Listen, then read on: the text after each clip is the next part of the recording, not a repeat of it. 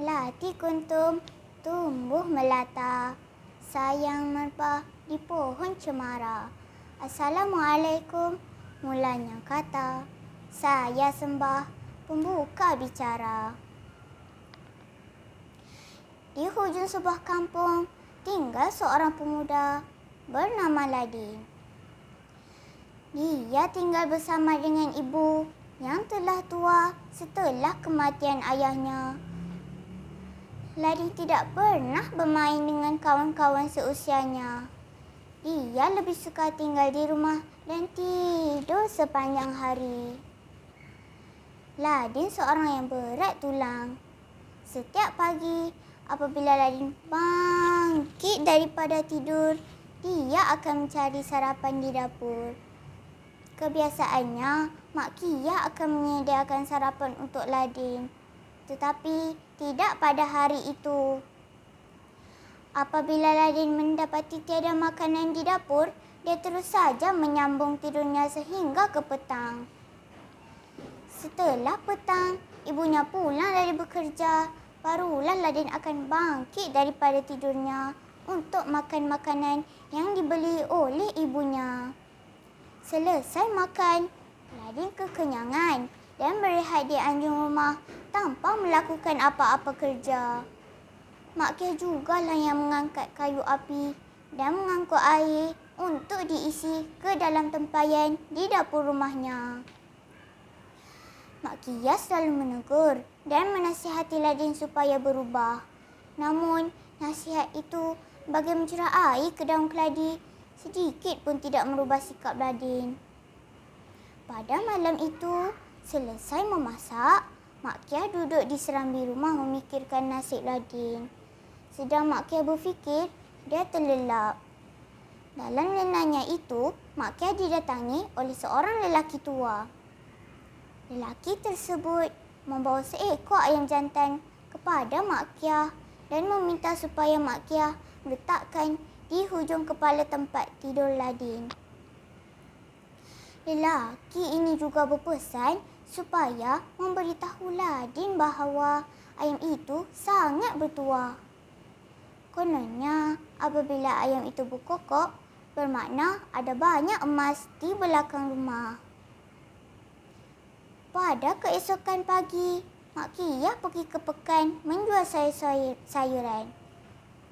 Dalam perjalanannya, dia terpandang seekor ayam jantan yang dilihatnya dalam mimpi pada malam itu. Mak Kia terus mendapatkan ayam itu dan menempatkan ayam jantan itu di dalam reban di hujung tempat kepala anaknya tidur. Menjelang subuh, ayam jantan itu berkokok.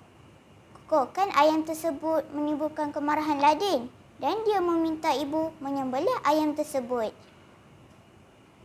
Mak Kia memberitahu Ladin bahawa ayam itu tidak boleh disembelih kerana ayam itu membawa tuah. Mak Kia menjelaskan kepada Ladin bahawa ayam itu ingin memberitahu di belakang rumah mereka yang semak itu terdapat banyak emas. Mendengarkan cerita Mak Kia tersebut, Ladin terus ke belakang rumahnya, gegas mencari parang menebas semak samun yang ada kononnya dapat menemui emas. Ladin tidak lagi bermalas-malas hingga petang kerana asyik menebas semak samun untuk mencari emas. Malangnya, setelah habis ditebas semak samun tersebut, Ladin mendapati tiada emas ditemui. Ladin menuduh ibunya berbohong kerana setelah tanah tersebut lapang, emas masih tidak ditemui.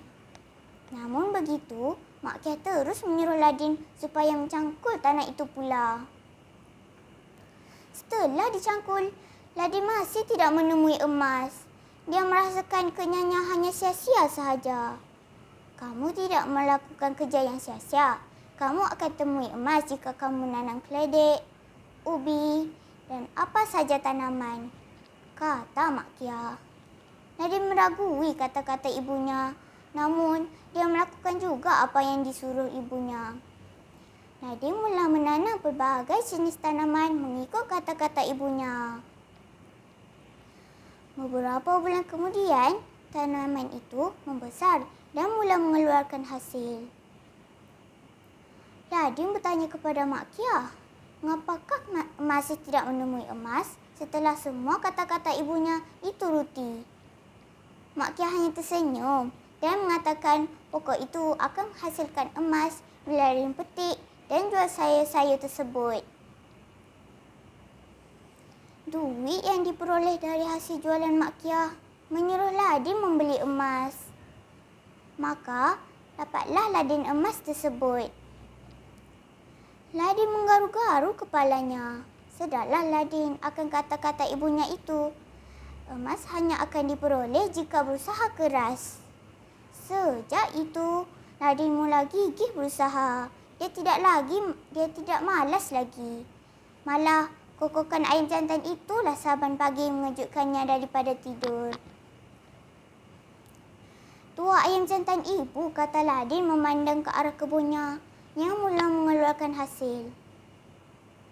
Ladin mengucapkan terima kasih kepada ibunya yang telah menyedarkan dia daripada bersikap malas.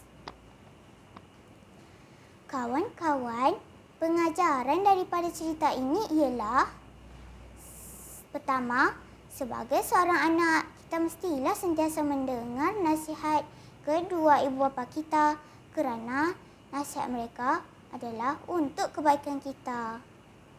Kedua, sebagai seorang anak, kita perlu menghormati ibu kita. Kita harus bersikap baik dan berlemah lembut ketika bercakap dengan ibu.